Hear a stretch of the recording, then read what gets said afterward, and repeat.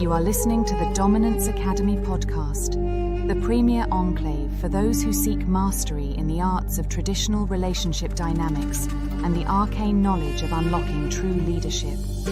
We will explore the influence of desire, the mysteries behind polarity, the darker pathways of intimacy, and now your host, Mr. Justin.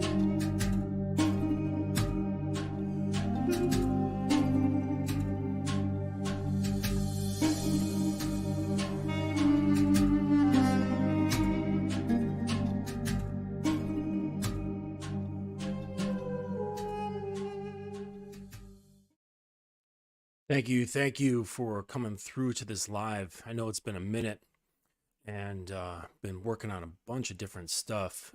And if you go to the store, that's one example. If you go to the store at thedominanceacademy.com, there's a bunch of new products available. I've got 3 mini ebooks available around the subject of attraction and desire. And it's primers. Okay, it's for primers for guys who really just don't know anything.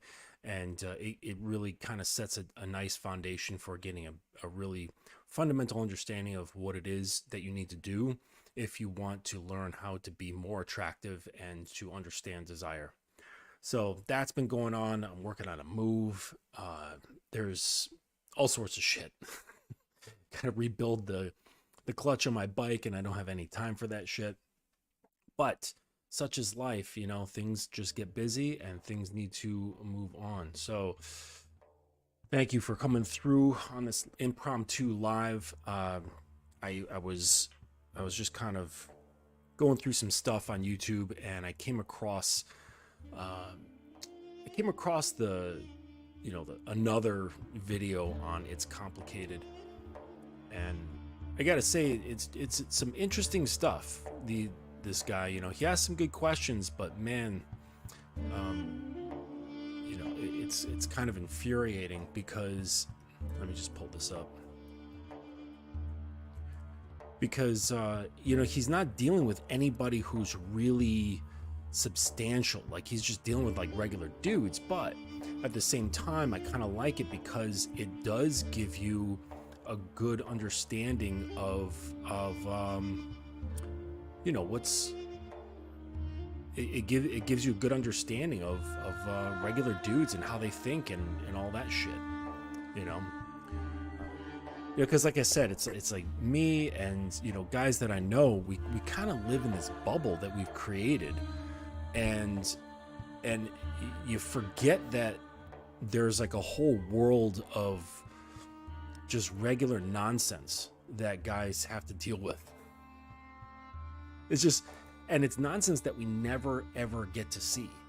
And so we kind of lose sight of it, of the, you know, the struggles of regular guys. And, you know, that's not to downplay guys, you know, being regular. I don't mean it in that way, but just uninitiated or having their ignorance erased, becoming educated, becoming aware. You know, they're in a reality thinking that things are so terrible when it's really not. And you really can get a good foothold on the things that happen in your life, especially when it comes to how people treat you, namely women. And, you know, and in that, there's like, men will also treat you differently as well. And but I guess you don't know what you don't know. There's always going to be limitations to our knowledge, but it just kills me that when someone is suffering, they're not seeking out solutions. They're just wallowing in their suffering, and then wanting to be angry, and then also commiserating with others who are also suffering and angry, which just makes your suffering and anger even stronger. And you know, like, there's this old saying, how did it go? Having resentment towards someone else is like drinking poison and thinking the other person's going to get sick. And this is what a lot of guys carry around in them. They carry around a lot of resentment, and it's really difficult for them to let go of it. And I'm telling you, one of the key tools on the path of man is learning to let go. But what's interesting is that the more discipline you put in your life, the more freedom you get to let go. It's a weird conundrum. Like I've been saying again and again, there's a lot of ironies in the game. But if you look at it this way, if you kind of like put it in a simple form of like discipline and freedom, let's say you are very disciplined about your diet. Okay. Now, some people who are living their best life and they're out here, eating pizzas all the time and ice cream and staying up late and never exercising, and they're just kind of like living a very debaucherous lifestyle, just full of pleasure. And to them, they're living their best life. I look at them as they are being imprisoned by their carnal desires. They're being imprisoned by their impulses. They're a slave to their impulses. They're a slave to their desires. So me, who's not a slave to those things, I'm the one who's free, and they're the one who's the captive person. So it's kind of like that.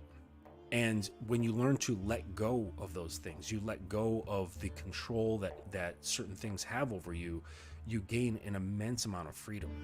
And when it comes to women, you need to learn to let go of them. You let go of everything about them. You let go of your perceived preferences, their opinions on stuff, what they care about, what they want from you, what they want from men, what they want from society. You let go of these things in the sense that you have them renting space in your mind. And the thing is that it's not like those things aren't important. Like if women have certain things that they find are important in their lives, by all means, like ladies, go fight for whatever the thing that you want to do. Like that's your prerogative, that's your mind, that's your reality. But I'm not going to spend any time thinking about that. It does nothing for me. It doesn't benefit my life in any way. Shout out to you guys who dropped some comments here. King Solo Power, 100% me. TJWK Media, thank you guys. But yeah, so it's you really have to learn to let go and have a looser grip on the things that you really don't have much control over. You do have control over everything inside you, your thoughts, words, and actions. So this is the stuff where you need to have discipline. And when you have discipline over these things, that's when you gain ultimate freedom. That's when no one really can control you very much. That's when impulses don't control you very much. That's when women can't manipulate you very much, if at all. So it's you gain an immense amount of freedom. And once you are free, this is when you start developing a lot of internal respect. Okay. They kind of work in tandem. So the respect causes you to behave and think in a certain way, which garners more respect. So it's sort of like a self-feeding, like, feeding itself in a circle. All right. So, with that, in terms of looking at respect, let's see if I can do a different presentation here. I'm going to try to share without blocking off my whole screen.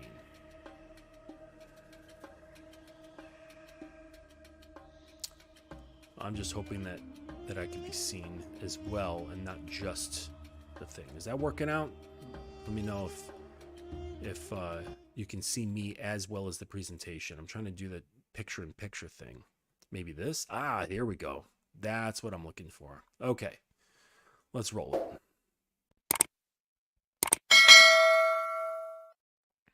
Do you think respect is something that should be given or should it be earned? I think it should be given until one proves that they don't deserve respect. Honestly, I'd say off the bat, I would say respect is just given, because I like giving respect until like it reaches a point where I know that the respect isn't being reciprocated. So then it turns into being earned. What's the difference between demanding respect and earning respect? I feel like demanding respect is like... You see how this girl contoured her makeup? It makes it look like the bone on the bridge of her nose is like 1/4 of an inch wide. No one has 1/4 of an inch wide bone on their nose. Just an observation. The fuck? It's like really forceful, and it's like it's harder to get it when you're demanding it.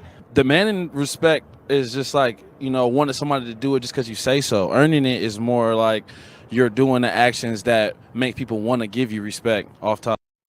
Yeah, so I wouldn't say that's earning it. Okay, no one's ever mentioning this. They're just saying earning and demanding. There's demanding and there is commanding. Okay, if you're demanding respect, then it's something that you don't have that you feel like you deserve.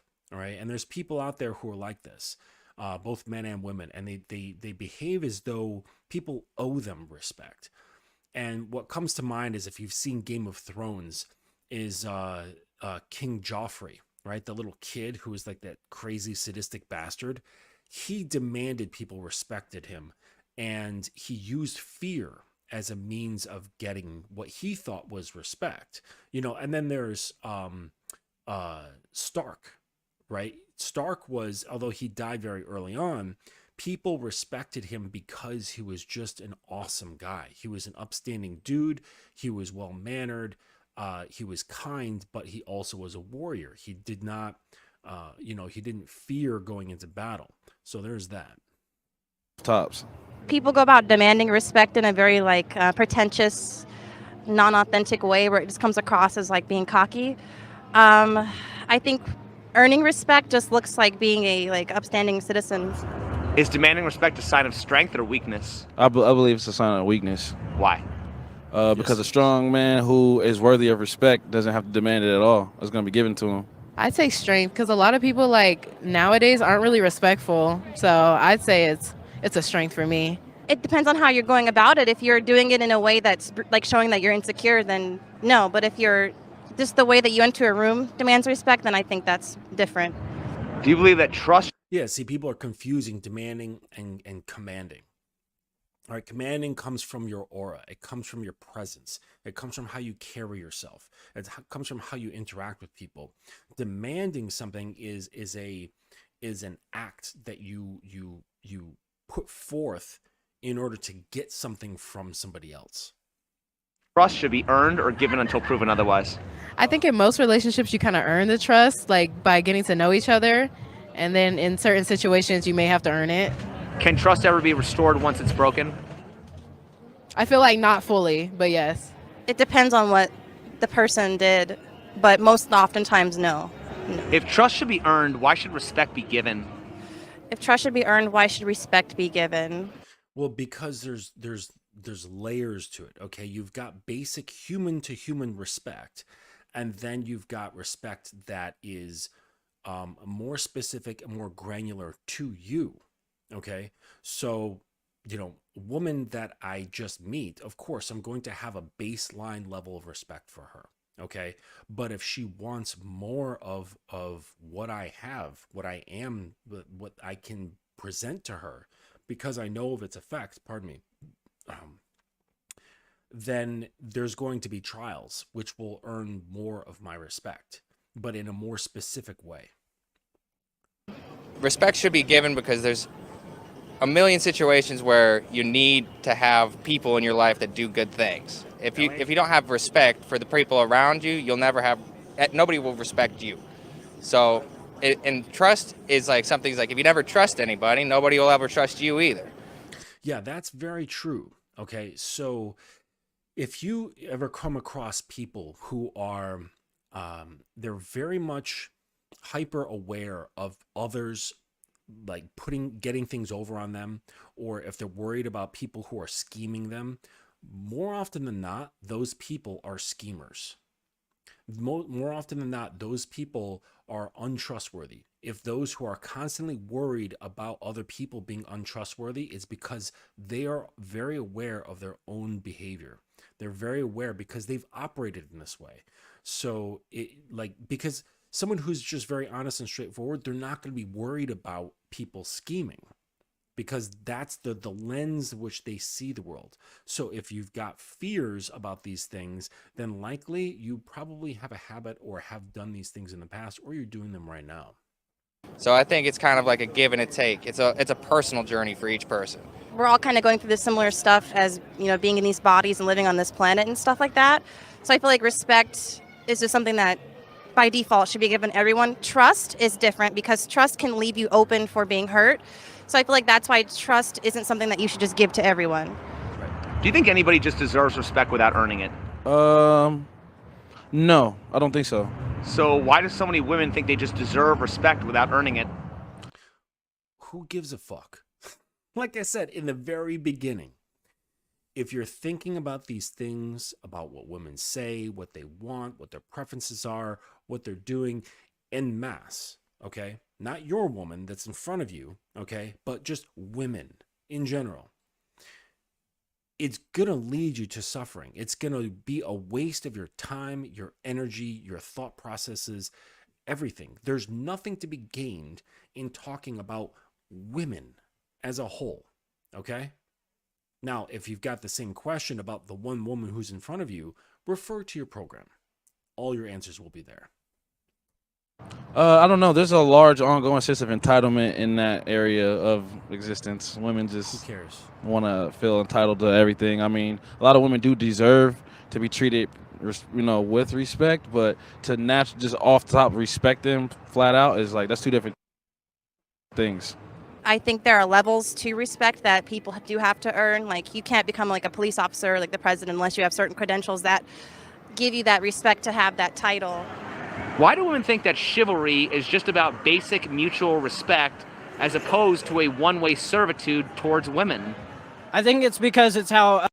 Okay, I'm going to clear this up right now. Chivalry has nothing to do with women.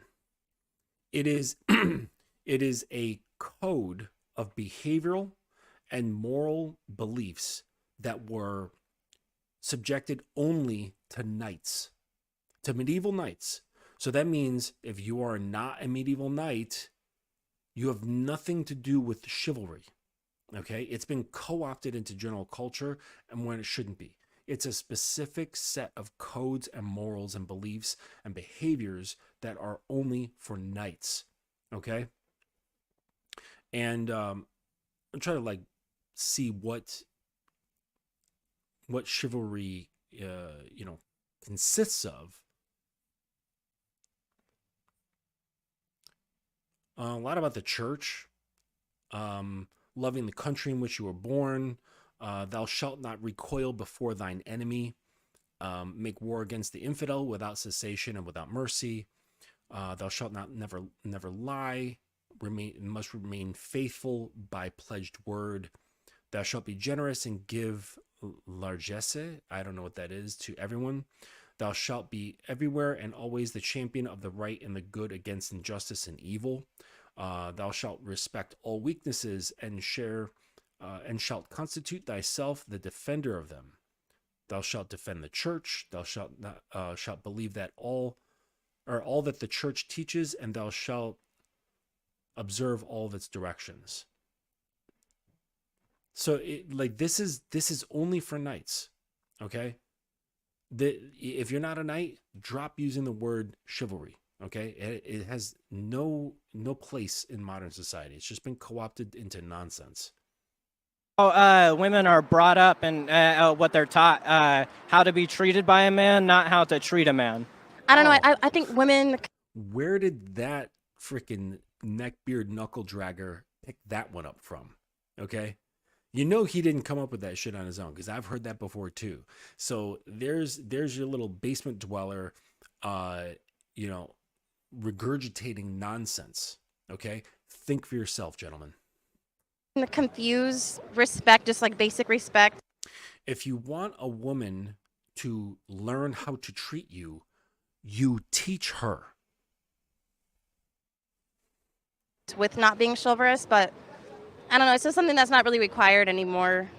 Chivalry is just a term we use when we're talking about men doing the gentleman thing for a woman, opening the door, pulling out their chair when they sit down, paying for dinner, all that type of things, like basically proving that you're a provider and you can take care of her. Like that's kind of like a natural essence of a gentleman, and that's why it's people like when they say chivalry, they think of a gentleman doing that for a woman. But I feel like it could be done both ways. It's just if the woman is willing to do that, on her own, like just say, hey, let me get that for you or whatever. If chivalry is just about being polite, wouldn't it be polite for women to do all those same things for men? It would be, but I think it's more about than just being polite. I think it's about asserting your dominance and Yes, but it shows up differently. So, yes, I expect my woman to be polite, but in a different context. I'm not going to expect her to have the same behaviors that I do. Like, that's just weird, right? She's not a man, she's a woman. So, she's going to express certain things that may fall into the same categories of, say, kindness, but they're going to show up differently. asserting dominance. It sounds so weird to say it like that. I think it just, I don't know if it's about being polite or if it's just about that's just what men are supposed to do. I don't know. Do you believe it's a man's duty to respect a woman regardless of how she treats him in return? No, I think if somebody is disrespectful to you, you just don't deal with them, no matter what, even if they're a woman that you're into. If No, you bend them over the couch and you spank them really hard with your belt. they're treating you badly with disrespect, don't return disrespect, just don't deal with them. No, I think that you should stand your ground, because I think even if you feel uncomfortable, that woman's going to respect you if you stand your ground anyways. What does the behavior of approaching a woman respectfully look like?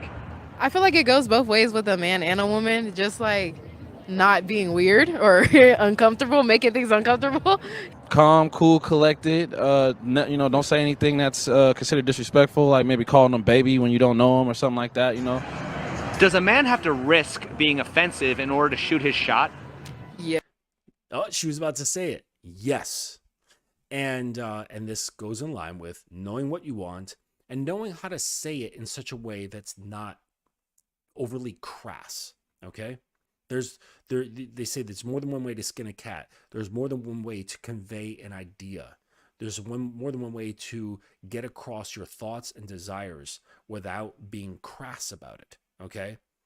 Like, yes, there are very specific things that you would love to do when you see a beautiful woman. However, you can kind of give her like the shorthand version and be smooth about it. All right? You don't have to be overt, but you do have to risk her getting offended with what you want. And that's okay. Again, remember, letting go. Yes. Risk being offensive? I mean, it just depends on person to person. I'm sure there are things that could happen to me that wouldn't offend me, but could happen to someone else that could offend them. I would prefer for you not to say something to make me mad in order to shoot your shot. I mean, I usually don't really shoot my shot at a person, so if I do it, it's because I'm doing it in the most respectful, sweet way possible. Is it fair to put men in this position and then shame them when it goes wrong? No. I'm just meeting you right now. How could I ever possibly know what offends you? I just gotta give the chance to speak with you and see from there. Just say what How you're gonna good say. looking does a man need to be in order to get away with being offensive? I hate this. Why is he thinking about the looks of other men? Come on. Because it's happened to me, like they're really handsome, so you let them get away with murder and stuff like that. But you shouldn't let them just because they're handsome. But handsome men have tons of leeway; they get away with a lot. Pretty privileged. No, you know who gets away with a lot? Well, no, let me scratch that. Men don't get away with stuff, okay? Because that phrase, like getting away with something, that kind of still puts the woman in the position of this like authority that you're trying to sneak around with, or like not abide by their rules, and like they're gonna get upset. Like it's the same dynamic between say like a disobedient child and his mother. Okay, like the child gets away with doing XYZ. All right, that phrase alone puts women in a place of power. Okay, men, we don't get away with anything. We just tell it like it is. We run things based upon our own program, and that is it. It's not getting away with anything. You just say, this is what I want. This is what I expect.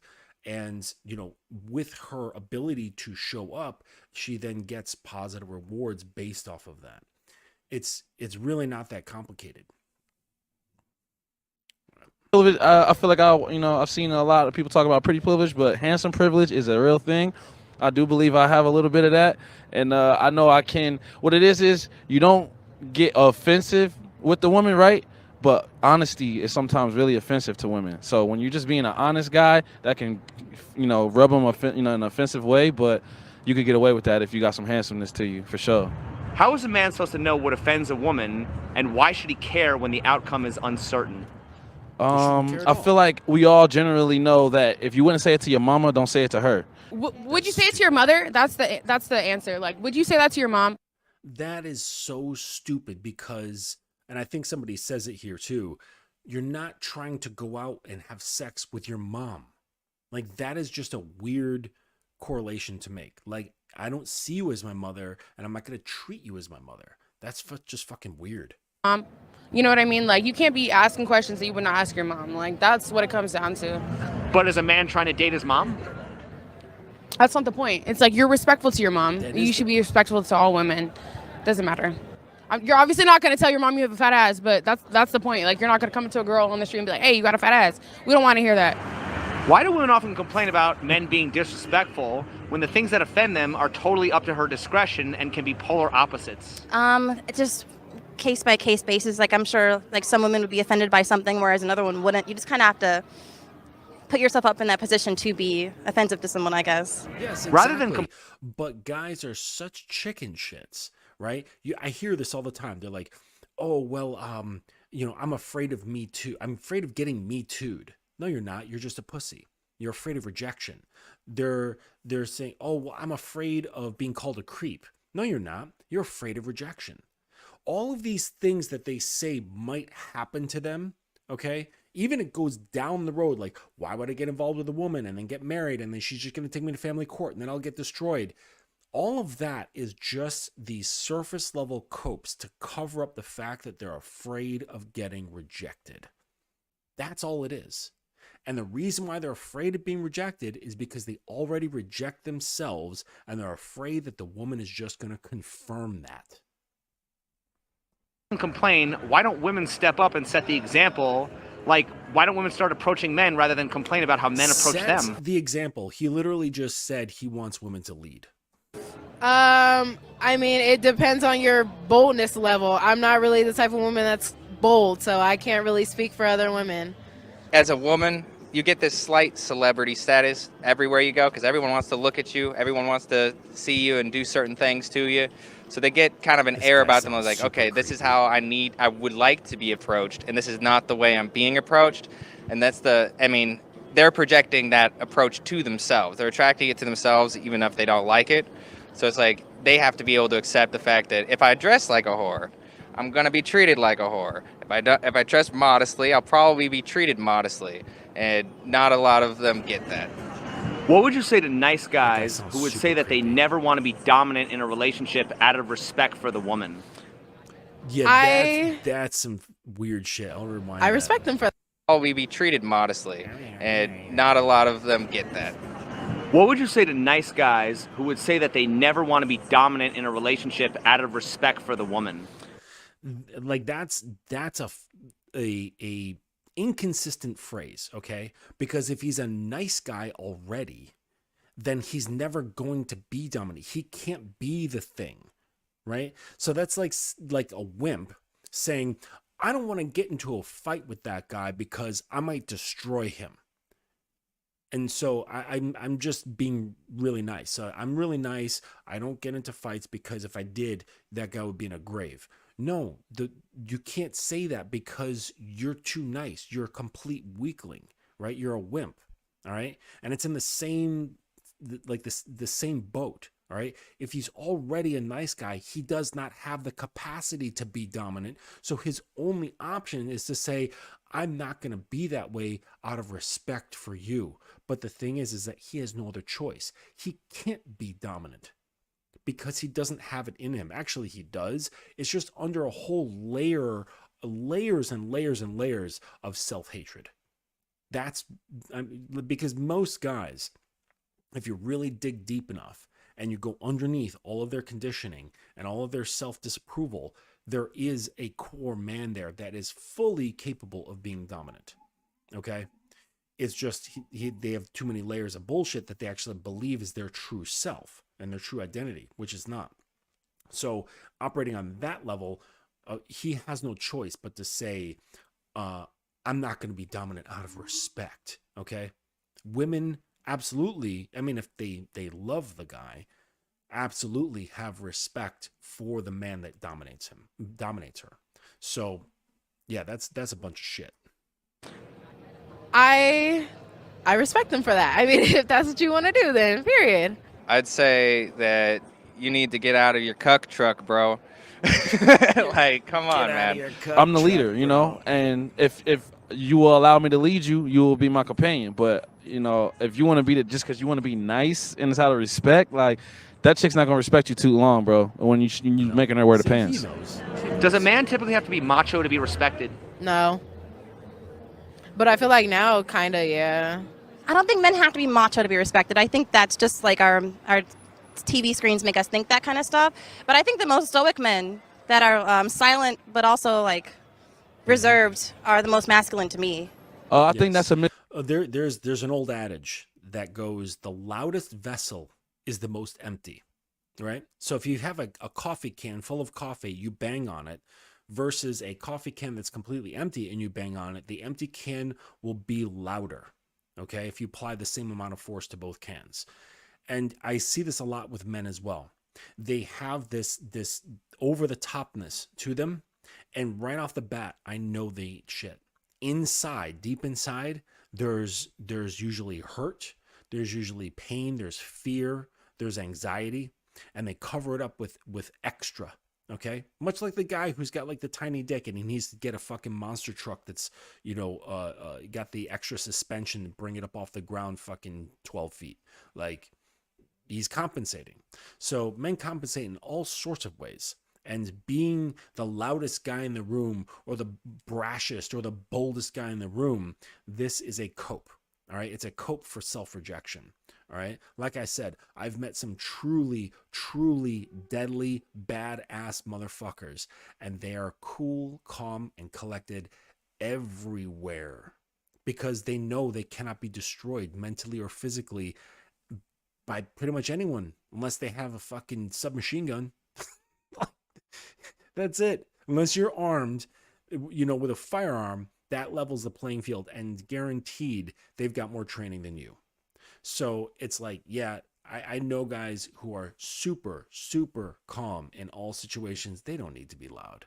They don't need to be, because they know who they are at a very, very deep core level. And they also know that the majority of the men around them aren't on their level. So it's like, why be loud? Why show off, right? Why you got to be like that? She's right. It's the stoic ones, the ones who have control, the ones who are calm, they're quiet. They speak only when they need to, and they don't raise their voice for anything. That's the person that you need to pay attention to. It's a misconception. I think that's the difference between a masculine man and an alpha male. I feel like an alpha male is always chest up in the front, trying to be the hero, screaming, telling everybody the orders. But I feel like a real masculine man is just like, you know, waiting for them to be done screaming, and then we actually gonna get the job done. So I don't think you got to be all macho to be a masculine man. I feel like the macho just comes from that idea of being an alpha male, like a hero or something.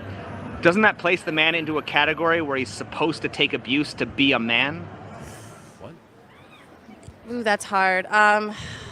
No one's supposed to take abuse to be anybody, but I think people have that mixed up. Yeah, people have that really mixed up. Just because you're a man doesn't mean that you're supposed to take anything from anyone. In fact, I feel like a real man wouldn't.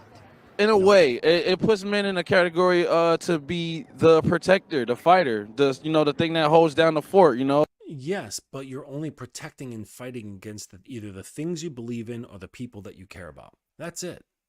If it's not in there of those two categories, then there's really no reason to be putting your life or your beliefs or your intellect or anything else on the line. You know, like if something's going down in the house, I'm going to go get up. She going to go cuddle the babies while I go take care of an intruder or something like that. But that's what your job is as a man, you know? So it's not like, oh, we got put in this place to take a bunch of pain, because women take a bunch of pain. They bear our children. So it's like, it's pain all around. We all getting pain. But as far as getting physical and protecting something, that's meant for the men. What's the difference between being masculine and just acting like an adult? That's pretty much the same thing. Being an adult and the responsibilities of being masculine are almost the same. I think the difference is that's a tricky one, man. I don't know. I'm not sure. I don't think there is a difference. I think an adult, if we're going to say, taking care of your bills, taking care of your responsibilities is masculine, then everybody should be masculine. So what's the difference between being feminine and acting like a child? No, listen, there's being responsible is just about being grown up. Masculinity and femininity have nothing to do with this. They're not related. Well, I think, that's good. So I think being feminine and acting like a child, femininity to me is just being like, soft, not soft. Yeah, I guess soft. You're not supposed to act like a 5-year-old. That's not femininity to me. It's just having class and grace and elegance and being a lady to me. Because a true feminine woman isn't childish. You know what I'm saying? And that's a major thing to realize, is that a real woman that's in her feminine energy isn't exactly childish. She's more motherly than childish.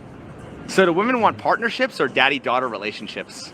They want sugar daddies, dang it. Why would I work if I can be pretty? This guy is a total creep. But so in my world, I particularly enjoy when a woman is what that one lady described, where she is ladylike. Okay. But there are times when you can see the little girl pop up. You see the little girl in this like twinkle in her eyes, or in the tone of her voice, or just a bit of behavior. And because it's all in there. Okay. I don't care who she is. There's a little girl inside every woman. And it's really quite enjoyable when you get to see that come out, and you can play with it, nurture it, get into, even extend it into role play. These things can be enjoyable, even if it doesn't go that far, and you just see that twinkle in her eye or the tone in her voice. It's a great sensation. It's a great thing to observe. So it's not like these things get shut off, because women have this little girl inside them. All of them do. Does a woman have to be feminine to be respected? No. Can a woman be prissy or a tomboy and still be respected? Yes. So who's more held to a standard, men or women? Both of us, all of us are held to a standard, which sucks. And it probably is because this is not the natural way of living, like in cities and stuff, with going to work, and it's probably just a byproduct of all of that stuff that we do that is so unnatural to our own selves that it's caused us to have an unnatural rift within men and women as well. Should our respect for people be based on their humanity or their behavior? Based on their behavior. Yes. Would you agree that it should be based on their humanity until their behavior proves otherwise? We're all human, so if that would be the case, then everybody would have all sorts of perfect respect. We'd be living in a perfect world. But everybody has behavior, so it's like if you have horrible habits and horrible behaviors, you're going to be treated horribly. If you have good habits and good behaviors, you'll be treated well. So why do so many people think they just deserve respect based on their identity, regardless of their behavior? Who cares? People have that mixed See, up as again, well. he's thinking People don't about understand women. that while you have respect living as this base person, this base human beings on this planet, you deserve respect, right? But if you're doing something that's just shameful, we should shame and not respect what you're doing. We can separate actions from people, I guess. So isn't respect something that's earned? It's something that is given and returned. If I give you respect, you're going to give me respect. And if you don't give me back respect, then you're not going to get back respect. It's something that, it's like a leap of faith. No, see, this is all just so generalized, okay? Listen, you create your program, you have your constitution, both of which are designed and taught how to create within the Dominance Academy. So if you want to learn how to create a program like bullet pointed fashion and know what your constitution is that you create on your own, and it takes a while, upwards of a couple of months, then you'll know exactly what it is that you hold yourself to as a standard. Then the respect comes off of that, because now you have like an actual measurement tool to see how this woman is behaving. You measure it up against that, and that is the only marker. It's not, oh, if I give it to you, you give it to me, then we're good. No, it's, I'm following these rules, you follow these rules, and everything's good. And then that creates the respectful behavior by following the friggin' rules, right? following the codes of behavior of what's expected. That's how respect is created. Okay. All too often, people associate respect with their feelings, and they don't even have a reason. They just say, oh, you respected me, or I respect that person. Oftentimes it's tied to an emotion. There's no real concrete explanation or understanding of why the respect is there, or whether it's not there in a form of disrespect. Usually it's just their emotions. And basically what they're saying is either I like this person, they make me feel good, or that person hurt my feelings. So I'm going to label this as disrespect because I'm a grown person. And to sit here and pout about my feelings doesn't sound grown up, right? But that's really what usually happens. But faith, you've got to give respect to get respect. Is there a difference between not respecting somebody versus disrespecting somebody?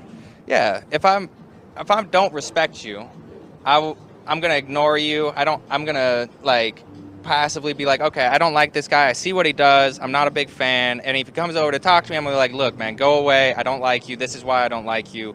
I don't have that kind of respect for you. Disrespecting someone is like, I see you. Now I'm gonna go and mess with you. I'm gonna bully you. And I'm going to make sure you know how much I don't fucking like you every time I see you. That's being disrespectful. Disrespecting somebody by like calling them outside of their name or stealing from them and stuff like that. Yeah.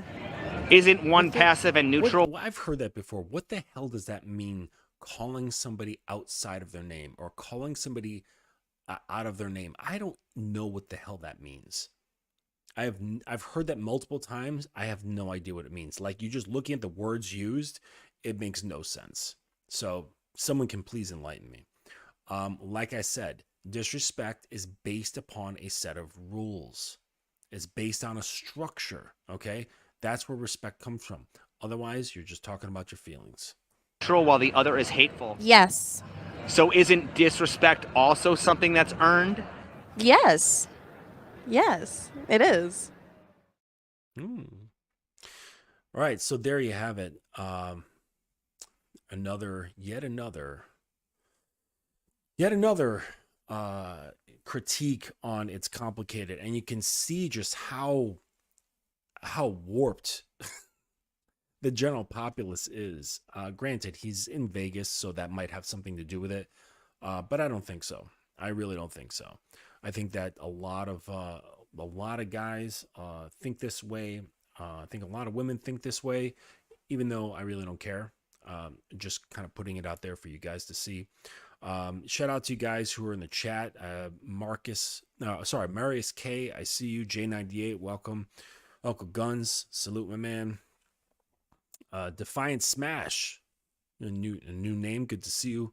And as always, Boxing Dave, Dukalux, Jedi James. You're a new guy here. Appreciate you. You got a question here. On the path you're speaking of, is it normal for the road to get narrow along the way, feeling lonely for a period of time? Well, loneliness isn't an indication that you're on the path, right? Because there's plenty of people who are lonely who are not on the path of man, right? So that's not an indicator.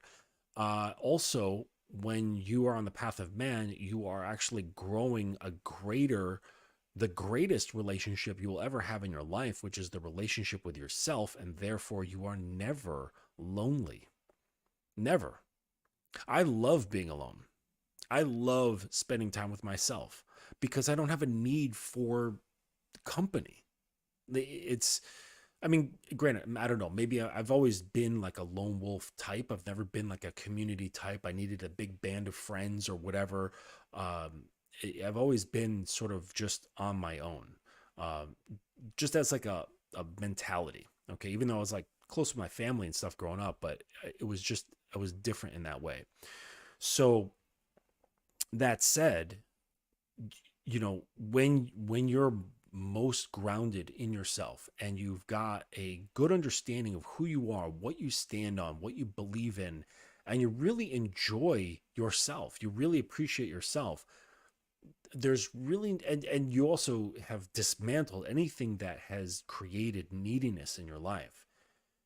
There's really no such thing as loneliness. You don't get lonely. It's just I don't know. There's too much fun shit to do. there's more layers of me to understand, and there's a lot of ways that I enjoy expressing myself, and there's a lot of things that I want to do and create. So there's never really a time of being, oh my gosh, I really wish I was with somebody right now, or I wish I had some company. Like, if ever I was like too much in my bubble, and I'm like, man, you know what? I haven't had any interaction with humans.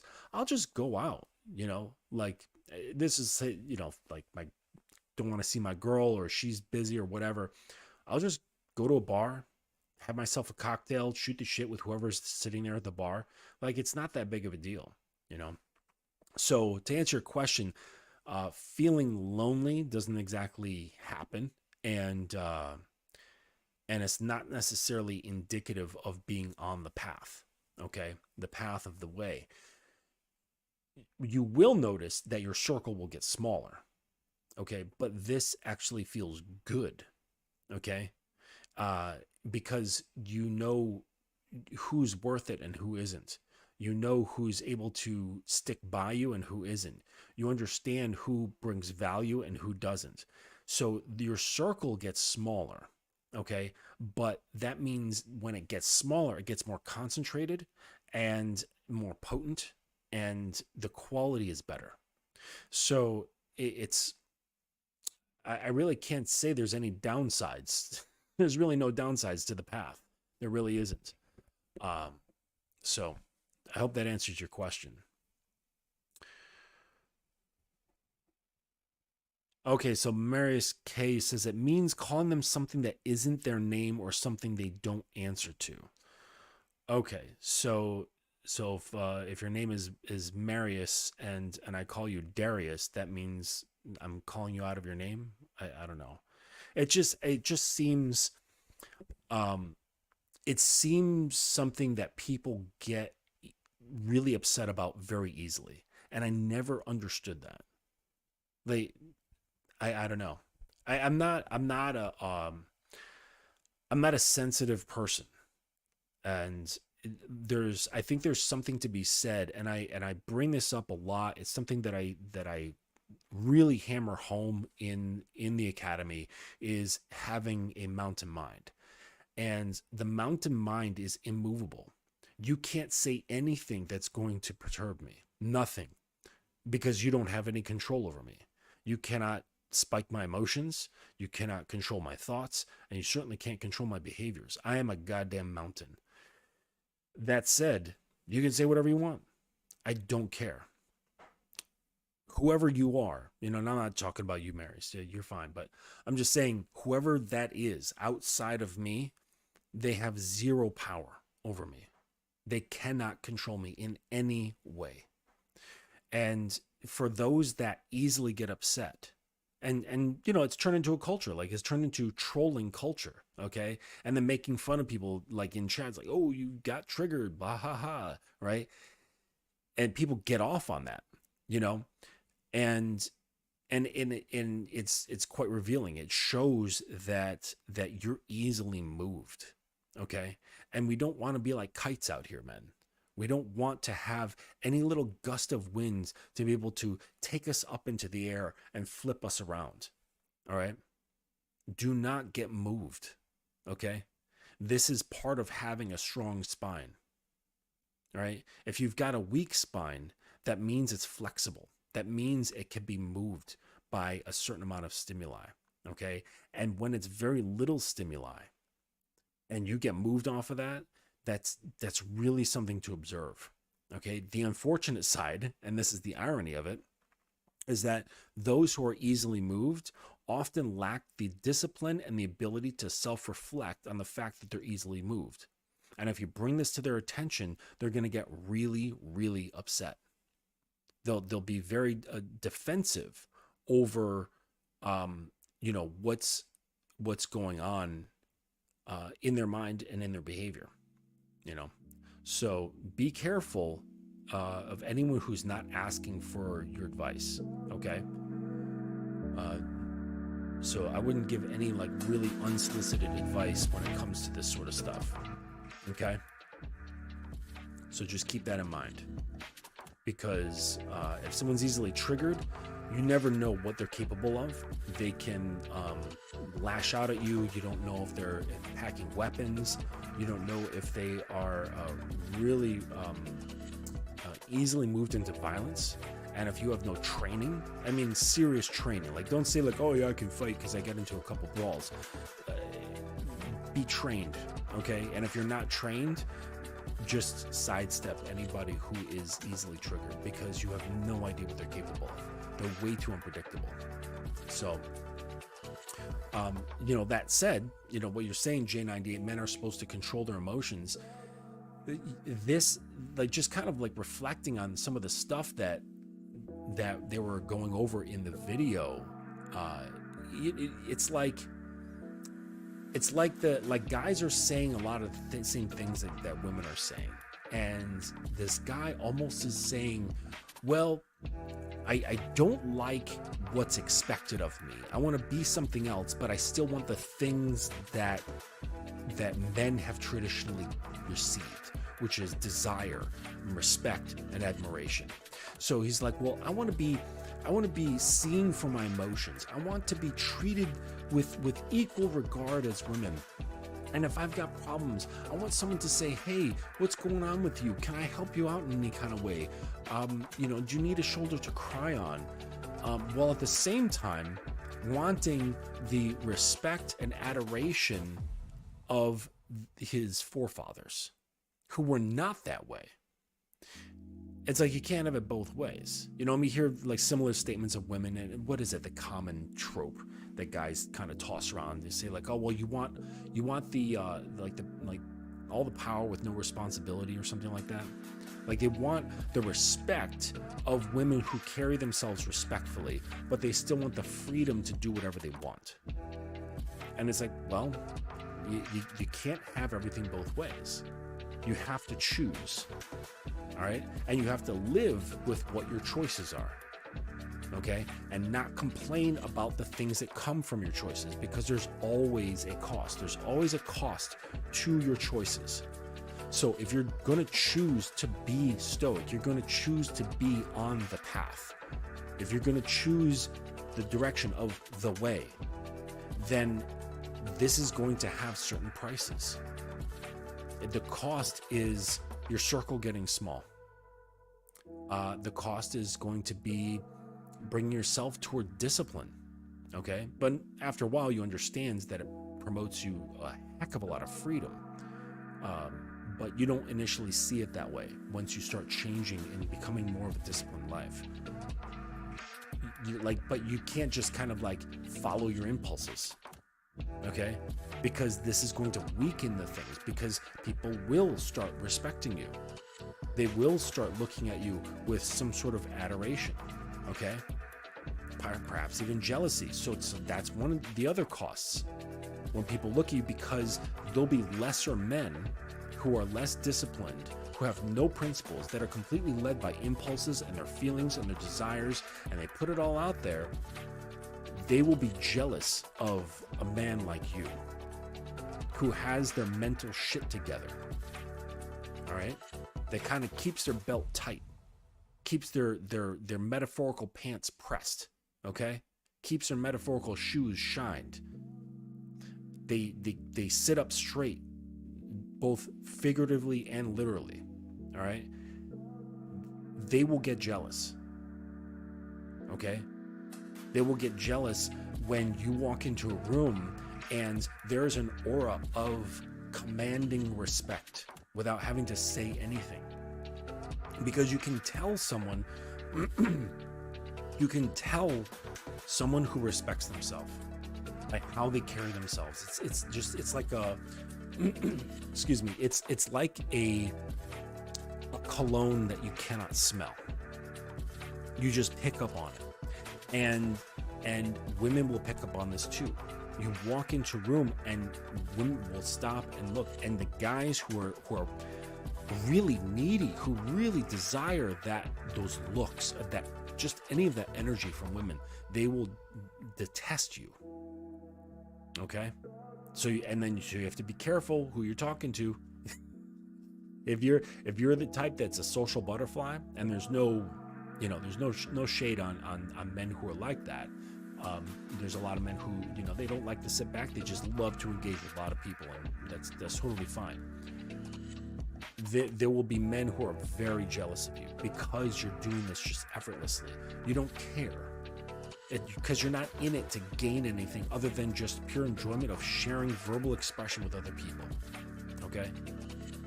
And that's really what it should be about. But for them, they're trying to gain something. And when you're in a place of lack while also trying to gain something, this puts you in a very, very frustrating position. Okay? So just keep that shit in mind.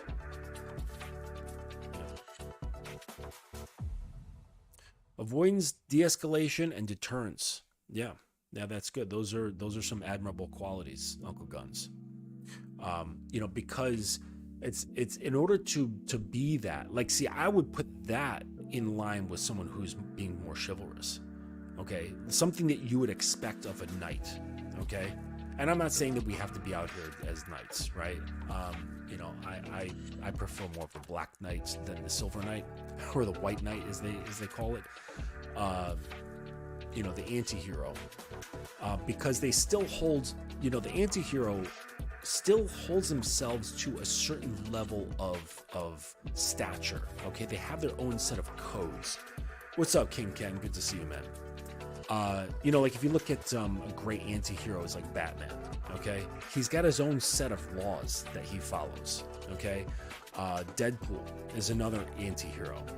Wolverine is another anti-hero. It's like they have their own set of codes, but they're not out here like just breaking laws for the hell of it. It just so happens that some of the ways that they go about things ends up breaking some rules that are expected. Okay, but they don't care because their own principles, their own constitution, their own sense of what's right and wrong is what their guiding light is. Okay, it's not the thing that society says, and sometimes it lines up and sometimes it doesn't, but that's no matter to the anti-hero. He doesn't care. Okay, so this is what I prefer, and it's probably part of my upbringing and kind of getting into comics and when I was a little kid, partially why I am the way I am, because I idolized those types of characters. I was never like a Captain America fan, never. My dudes when I was a kid was Wolverine, back in the 90s. Him and when Deadpool came out and he started becoming a bigger character, he was someone that I really liked. But it's always those anti-heroes, like the crisp team player, like Cyclops and those kind of guys. I just wasn't into them. I was like, look at these Boy Scouts, like this. It just wasn't my thing. But yeah, so just understand, it's like you can have a set of codes and principles that are unique to you that doesn't necessarily make you a bad guy. Okay, it's fine. It's fine to have your own shit. Okay. G98, Batman always had a code and put that before everything. Oh yeah, how do I do this shit? Okay, I can. Oh, sweet. I forgot that I can do that shit. But yeah, he had a code and put that before everything. That's right. And like a lot of criminals are this way too. I had a family member who was a corrections officer for a number of years, and they would tell me stories about how there were some really messed up people who would come into the jail, and it was like a smaller jail before they got shipped off to like a major prison for these crimes of, say, raping and killing women, and stuff with children and stuff like that. They didn't last long.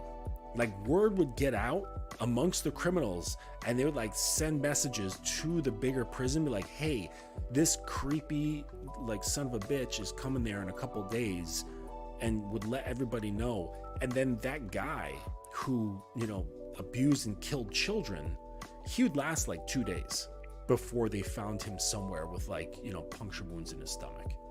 It's like, that's you know, that's what would happen. But yeah, a code is definitely part of a manhood. But people don't really understand what they are. I'll do a quick breakdown, okay? Codes are large, overarching concepts, okay? For example, honor, okay? Honor is a code. Courage is a code. Integrity is a code, okay? They're overarching idealistic concepts, all right? And many men might adhere to them, okay? Many nations might adhere to them. Many belief structures might adhere to them because they're so large, all right? So you should know what your codes are, and you should spend time figuring out what codes are, but they're large overarching concepts. Principles fall underneath that. It's a little more granular, okay? Principles are guidelines of specific behavior, all right? So if you look at religions, okay, if you look at, say, you know, all the Abrahamic religions, they have principles. And in, say, Christianity, they're known as the commandments, okay? So all the commandments, which go far beyond 10, by the way, those are principles. They are guidelines to behavior, okay? So if you look at the Buddhist Eightfold Path, that is a set of principles, right? They say like right speech, right, you know, right livelihood, right meditation, you know, all sorts of things. They all start with right, whatever. And, you know, I'm sure Islam has theirs. I know Judaism has theirs. You know, the Vedic traditions, they probably have theirs. Wait, actually, I know that they do. Because one of my clients is Indian. He brings up a lot of really cool stuff, a lot of parallels between my teachings and the Vedic traditions that I didn't know were there. But anyways, so principles are guidelines of behavior. So, for example, if you had integrity as a code of yours, you could have a breakdown of a few principles that define the integrity for you. So what does that mean? Not lying. Okay, but you wouldn't put the principle in a negative formation of the phrase by saying like, you know, I'm not going to lie. It's versus you would say it in a positive way by saying, I aim to tell the truth, or I tell the truth when it's applicable or when it's appropriate. All right, because sometimes telling the truth can hurt people. It can get people killed. You know, like in the classic scenario of, you know, the Gestapo is going through Europe trying to find all the Jews to drag them out into the street and kill them. And there's some Jews hiding in a basement of some, you know, some person's house. They're trying to help out. And the Gestapo knocks on the door and says, hey, there are any Jews here? They're going to be like, no. And they're going to lie. Okay. So in some situations, lying can preserve life. It can create safety. Okay, so you could say as a principle, I will tell the truth when it's appropriate. Okay, so understand that not all principles that you may design for yourself fall under a particular code, though they can. They don't necessarily have to. All right. So and then underneath the principles, which is the guidelines of specific behavior, are rules, which gains even more granular. And rules pertain to the very specific things that are in your environment. Okay, so a rule could be take your shoes off when you enter my home. Okay, one of mine is pushing your chair when you get out of you're either at my table or my friend's table or at a restaurant or anywhere else where there's a chair that you've sat in. You push the chair in. That's a rule. Okay, there's all kinds of rules that you can have that are very specific to your life.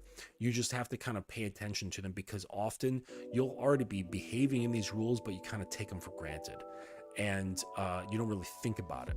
So a good way to see what some of your rules are is to pay attention to what behaviors around you are getting under your skin. All right, so if someone is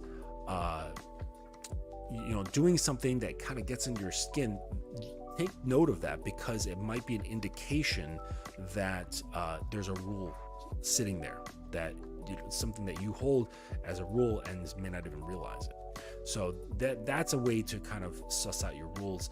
It can take some time if you don't know all of them right off the bat, which you probably don't.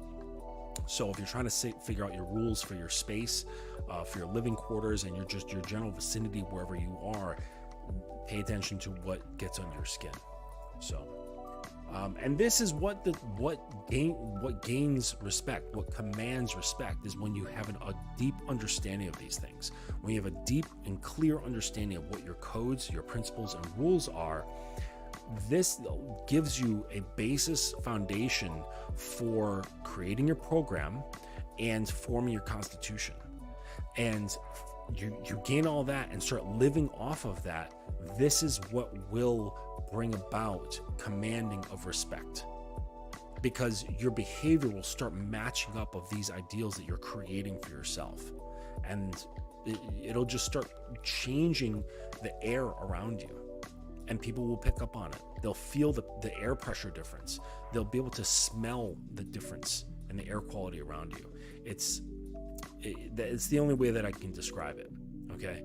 And you can totally feel it and smell it when somebody doesn't have this stuff, and they're either trying to compensate, or they just accept the fact that they don't, or they're completely ignorant the fact that they don't, and you can really pick up on it. And it becomes readily apparent. Yes, Uncle Guns. Actually, I just pulled that book out to reread it, The Book of Five Rings by Miyamoto Musashi. One of the greatest swordsmen, if not the greatest swordsman of all time, or at least in Japanese history. Amazing guy. And The Book of Five Rings is not a big book, but you know how the Japanese go. They say a lot without saying very much. The whole haiku thing. So it's like this thick. You could read it in probably an hour, but there's so much layers in that book that you have to go into it and keep coming back to it because your perspective, your consciousness will change, and then you'll read a certain section maybe months later or even years later, and it will make sense in a completely different way. And then you realize, holy shit, this guy was deep as fuck, okay? And they were deep because they spent time cultivating themselves, because they didn't have bullshit like YouTube. They didn't have bullshit like Instagram or television or TikTok or video games, all right? All they had to buy their time was the stuff they needed to do, such as like farming, growing rice, raising animals, whatever, tending to their families. They had conflict, they had warfare or inter-village conflict, and then they had self-development. And if you were of like the path of samurai, that was your whole point. Your whole point was to become the Ultraman, okay? And the samurai, if you didn't know, they were not just these fierce, highly trained, precision-like warriors, okay? They also knew how to act. They knew how to sing. They were masters of calligraphy. They knew how to construct clothing. They knew how to do everything that could possibly be demanded of them. And it's like, you guys are so stuck in this push button culture, or that you wouldn't even know what to do. It's like, I was watching a video of a colleague of mine, and he was like, yes, like I give him, his pat on the back, but he was like super proud of himself for changing a tire.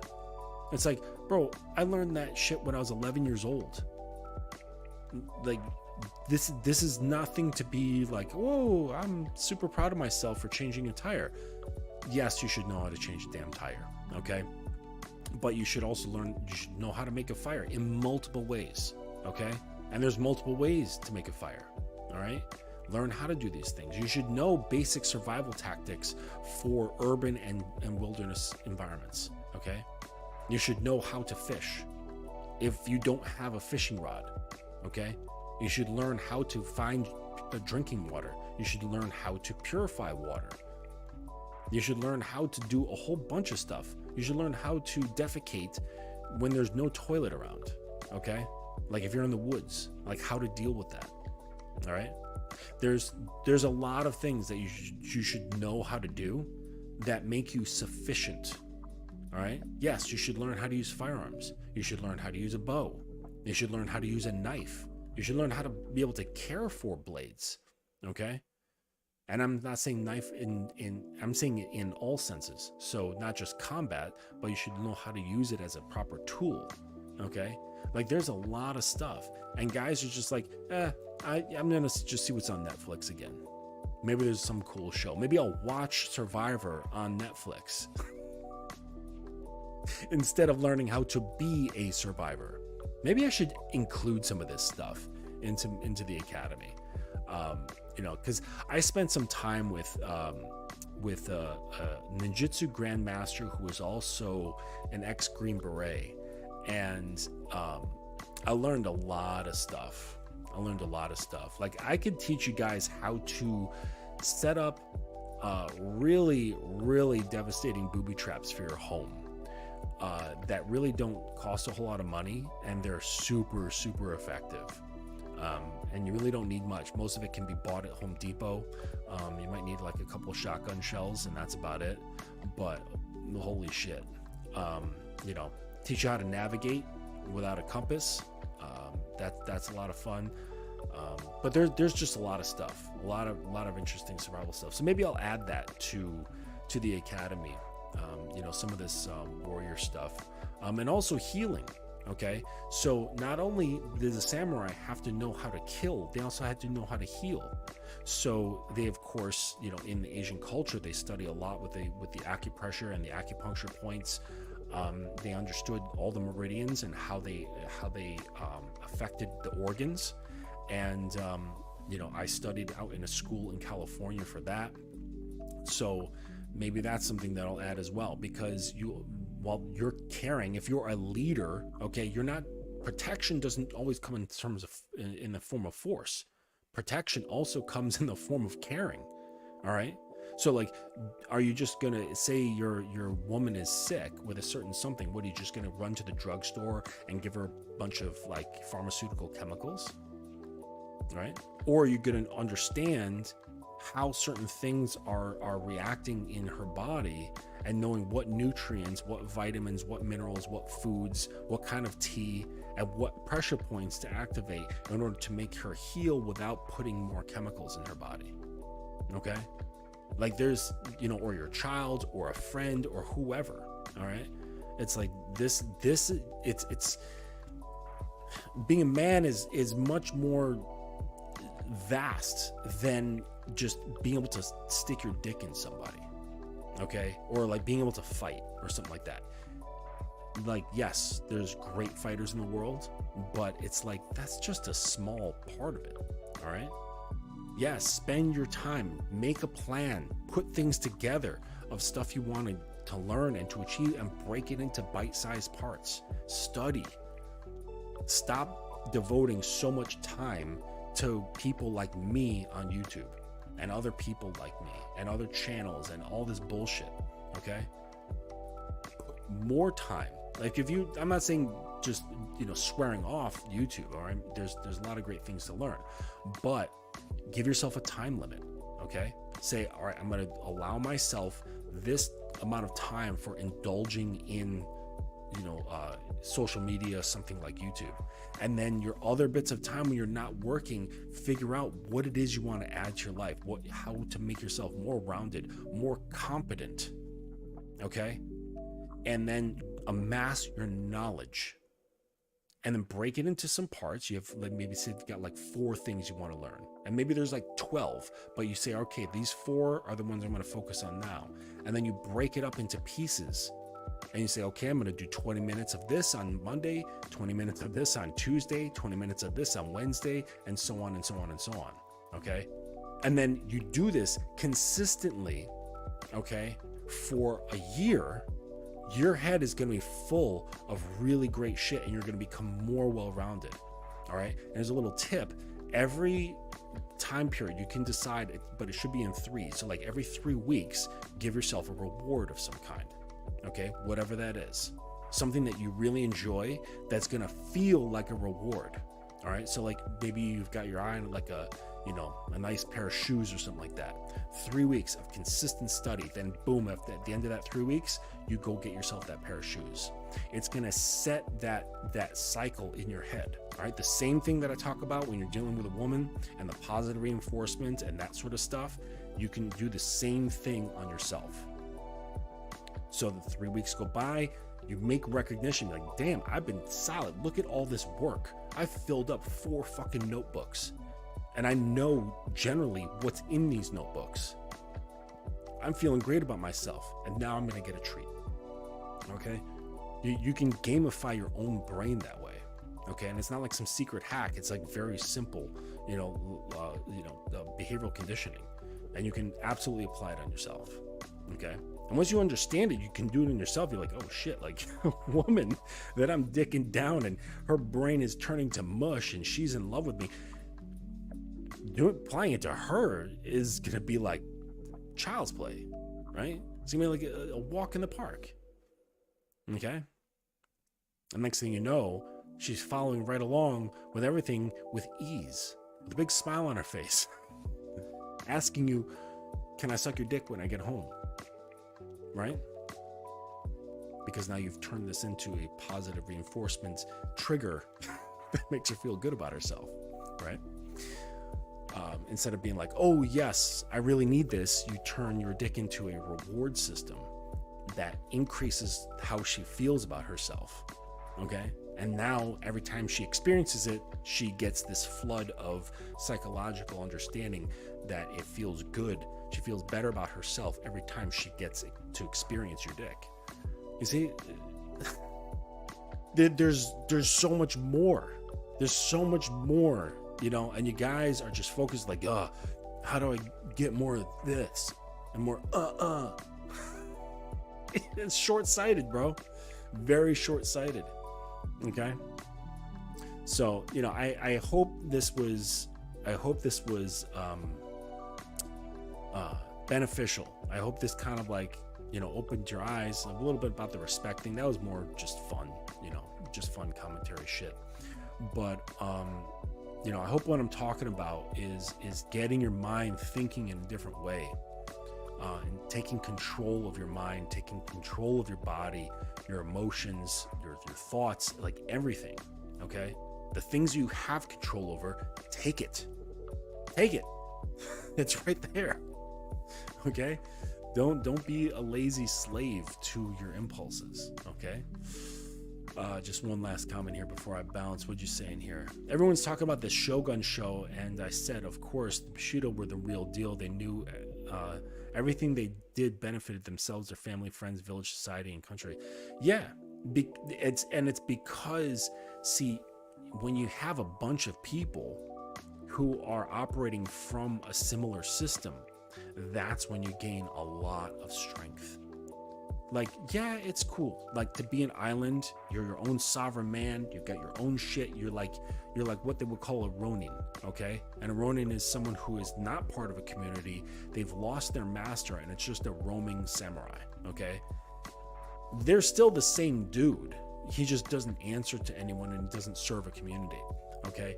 But it's like, it's like the opposite of the broken window effect. Okay, I don't know if you've ever heard about the broken window effect, but the broken window effect is that, in an environment where there's a broken window,